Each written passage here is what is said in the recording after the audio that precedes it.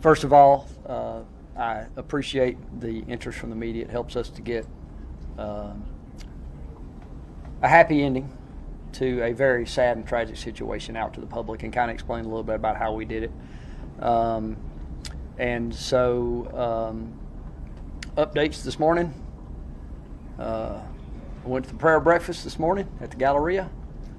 Walking in, it hit me that none of our officers were killed last night. None of our officers were ambushed from the woods. And so I said a prayer of thanks to God for protecting our officers out there last night, and the officers in Atlanta, and all the other agencies that were working with us. Honestly, I slept for 3.5 hours, and I went directly to the prayer breakfast, and I have not been actually at work. So I know that Sergeant Depp was arranging this, so I don't have any significant updates from last night. I did review, I visited with the Violent Crime Bureau, who were the main unit to take him into custody. There were also other units there, other patrol units and other special units, but the unit that actually confronted him originally was a plainclothes VCB officer, Violent Crime Bureau officer, and he confronted the individual and was then backed up by other officers who arrived shortly thereafter. I watched the body cam last night and was very proud of the professionalism demonstrated and the lack of judgment and retaliation. They did their jobs. There was no resistance, and he was taken in custody with absolutely no violence and was treated professionally. Can you sort of describe the person who didn't have on a uniform? How did he speak to him or approach him initially? First of all, the tactics of what happened yesterday are precise and purposeful. The approach, though, was the same approach as he is taught as if he's a uniform officer. He is trained in how to work with an individual, a citizen, when they're in plainclothes capacity, because that can be dangerous for a police officer and that can be dangerous for a citizen, because markings, personal protective equipment, and so forth are part of that training. And so, of course, he was marked and protected when he confronted the individual, and he just gave him verbal commands. And the individual was a pretty good distance away, and so it took a little while to get him into custody, but it was a slow, methodical, safe approach, verbal commands, and then took him into physical custody. Maybe, I don't know, a couple of minutes, probably 2 minutes, maybe 2.5 minutes worth of verbal commands. So is it like, hey buddy, I'm here to help? No, ma'am. Can you talk about the part that technology played in this capture? I mean, right now we're here inside the Real-Time Crime Center. Can you talk a little bit about what part this all played, what part maybe block cameras played into capturing this suspected shooter? Let me give a little bit more holistic answer, and then I'll go there. Ma'am, we were there to help him. However, it was verbal commands. The physical description was pretty exact. And so it was verbal commands, citizen safety, officer safety, and suspect safety. It was not much else. It was cover and concealment, and it was a dangerous apprehension, and it was not anything other than that. And he was very clear, and so were the police. So it was pretty direct, very professional. But no, ma'am, it was not a consensual encounter, if you will. He was being detained, and we were very clear on our commands. So he complied. He dropped his weapon? I'm not going to get into that, because what I have to be careful of today is not to bleed into the criminal case in Atlanta. So anything specific that may or may not affect that case and a fair trial for him, and that fair trial also extends to the victims, because we don't want something overturned because I have made a mistake in giving out information that should not be out there. So for this moment, I'm going to hold on that information about specifics about the weapon. Can you just say whether he was armed when your officer saw him? He was armed. Yes, ma'am. Question was about the part that technology played in the capture, specifically this center and flock cameras. I love the question. Technology played zero part in it. It was people who made the technology, and then people who used the technology. We act like technology is a thing. It's not a thing. It's something that somebody thought of in their head and decided that they wanted to dedicate their life to building something that would help us capture people that do bad things to other humans. And so I love the question, because I do love technology, and it helps us do our job. It helps us make our citizens safer. And the technology that was built by humans was paramount in this case. And I don't think we fully appreciate some of the technology that we have had at our fingertips for the last very few years. This is very, very recent, and it's all local, homegrown, right here in Atlanta, that is changing policing across America. But the first thing I want to talk about is how sometimes we get a lot of resistance to technology in police work. We mean good for people, and sometimes we have to fight for years to get over the hump with what we believe is very, very helpful technology. And we just had to do it. You guys just came and did a pretty big press conference here about facial recognition. We are very transparent with our community, and we embrace technology, and we also reject technology. And we're very careful with it, but we're also very inclusive with our community and make sure that the technology that we're using is okay with them. But usually when they hear us, in fact, we just did a community meeting a few weeks ago, and we talked about facial recognition, and after they heard what we've been doing with it, what our policy is, over 90% approval rating. There was over 90% approval rating for the Real-Time Crime Center and for license plate recognition. So to answer your question specifically, we got the first indication that he was in Cobb County was from a flock license plate recognition camera, which was located in the Smyrna area, in fact, inside the city of Smyrna. And so we began to search the area of that flock hit. And those flock alerts come into this center, the Real-Time Crime Center, but they also come into our officers' MDCs. We found that not from an alert, but we found it through a search, as I understand it. And we're able to go backwards and say he was here at this specific time. Don't mark my word on this, but that was a little bit afternoon, probably around 12:30 or so. And so then we began to look in the area for the suspect and the vehicle that we were looking for, and eventually we located that in the battery. So the flock camera was the first indication that put him somewhere, and that is a very new technology from a very young company right here in Atlanta, Georgia Tech graduates, truly community policing. Marietta Police Department and the Cobb County Police Department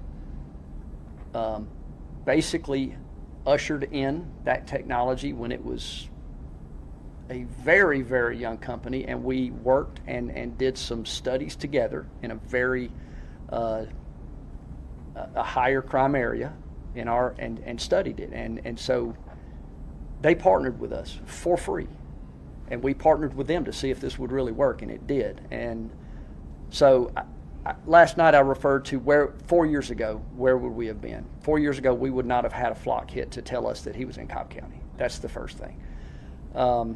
So we got that, and then most of the rest of the magic, although there is a lot of things happening in the field with creative police officers, there are a lot of things happening in these offices with creative crime analysts, and there were a lot of creative things happening at the state level with the GBI, with Atlanta Police, of course.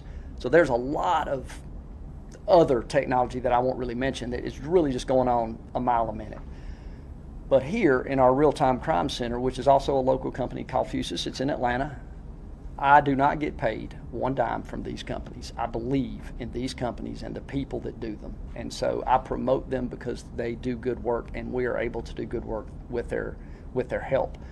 But our real-time crime center, which I have been envious of from other departments, New York City, Atlanta, for many years, Fusus made it affordable, and Fusus made it very, very easy. And so, as y'all know already, we've had this center up and running since probably a year and a half or so.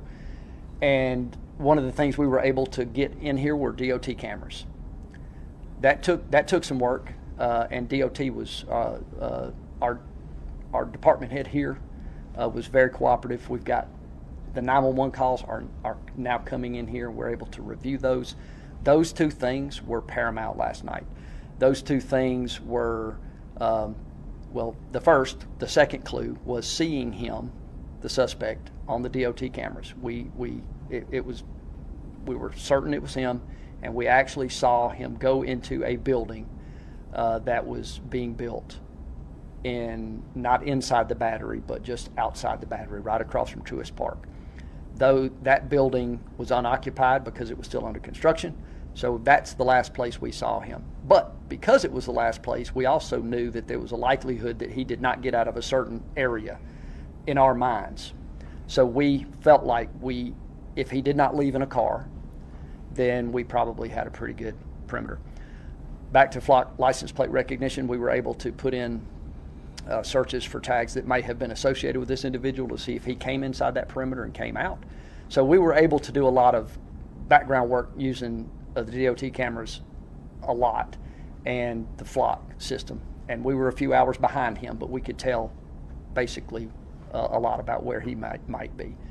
And so the final piece of technology that was instrumental, and this is after hours of searching, was the integration of our CAD data from our 911 center. And we had a tactical dispatcher from our 911 center in this room with us last night, and we had our operators that you see here today. And as those many calls were coming in from citizens, our great community who was calling us, we of course would dispatch folks to those, and people are very concerned, so they're calling about a lot of different people. So we had a lot of interactions. We had a young lady who's in this room right now who read one of the CAD dispatches, and to her, it felt like this might be him. We need to prioritize this call. And so she spoke to the 911, the tactical 911 operator, and we got that information to the field. And that's when our Violent Crime Bureau, who I was speaking about a minute ago, were able to go in and locate this individual and take him into custody. So those three things, Flock LPR, Fusus Real-Time Crime Center, and the DOT cameras and the CAD integration, those four things were very instrumental last night for us in Cobb County. Chief, for those that push back on flock cameras and the idea of Big Brother watching you, yes, what is your response? And you talked about how it was effective in the apprehension of this suspect here in Cobb County. So explain, if you will, why you feel like this is such a necessary tool, and why, even though some push back on the idea of Big Brother watching, it's an important tool to have. Well, first of all, I would like to say this, that when we actually engage people who are, somewhat against those technologies, they make us stronger and better, and we seek to engage them. We have public meetings inviting people to come so they can hear our story and actually help us mold our policies. We learn a lot from those individuals and groups, and we intentionally engage them, and they help us make our policies better and stronger. And they'll challenge us on great questions. So they are our partners, not the ones that are just not police friendly from the beginning to the end. I'm talking about people that have very, very, very good reservations about this technology, because I have them too. and I've seen technology I did not want to be a part of this police department. So first of all, to them, we're an open, transparent agency that community polices. And part of community policing is looking at new technology because it helps, but the other part is listening to our community and making our policies stronger so that so that we are less likely to make a mistake. So the message to them, first of all, is we welcome the conversation. We want to make people safe while also protecting people's privacy. That's our goal, and I believe that's their goal as well. So when we have the same goal, pretty much we can get there, and we do in Cobb County. But the necessity of this is pretty simple. The suspects that harm us are using technology. We can stay in the 1980s or in the 1990s or in the 2000s, and we can be victimized forever. Or we can look for innovative ways to catch up and then even surpass what they are doing. And when we do that effectively and responsibly, our citizens are safer and our officers are safer. So I think people want us to do that. And if you rewind again in time, would anybody want us to go back before there were flock cameras? Would anybody want us to go back before there was DNA? Remember? Fingerprints. That was cutting edge at one time, correct? Would we want to go back when there was no fingerprints? Now, the last thing I'll say about technology is this. It is the wave of the future for community policing. When we have technology, when I can get an actual photograph from the Atlanta Police Department of the car with a tag number and a photograph of an individual who shot 5 people, guess what? I detain one.